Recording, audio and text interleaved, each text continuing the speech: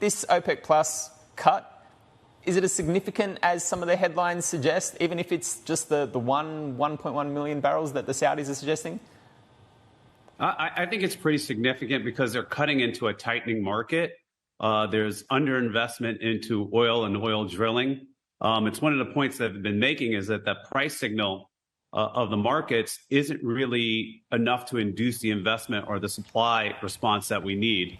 So that's an interesting argument that OPEC is coming out and saying that, hey, prices are too low for investment.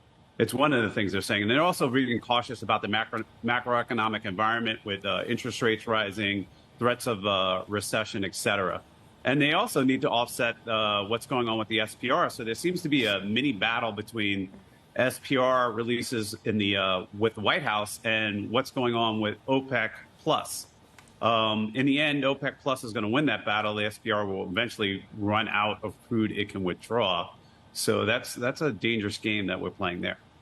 But what about in terms of the rig counts in the United States? Because obviously this is a tune that OPEC Plus has been singing for quite some time. There needs to be more investment. And it's a similar tune that you are hearing when it does come to the US side of things as well, considering, I suppose, the legislative overlay that we've had throughout the course of the Biden administration. Are we seeing improvement in the States right now? Well, I think we see certain companies that where they're at the top of the end of the range of their rig counts. Data courtesy of Sinmax, a company that provides fracking data, shows that EOG Resources and Devon Energy, they're at the top of their rig counts and drilling in the Permian Basin, while other companies in the lower 48, they're off the peaks, and it seems to be the easy oil, the DUCs and the uncompleted wells that they were completing, that seems to be depleted, and now it's a little bit harder for them to be efficient drilling. And with the forward price curve that's out there, maybe they're not going to be as aggressive on a go-forward basis. And so if you're looking to play from the long side, you're like, well, I believe that oil prices are going to rise.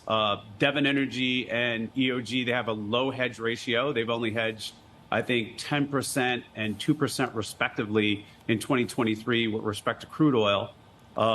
They have great capital efficiency, great prospects. And when you look at their rig counts, they're pretty high. They're at the top. They're at the top of the rig count that they've had in the past year. Their frac crews are out there. They're out there pushing the pedal to the metal.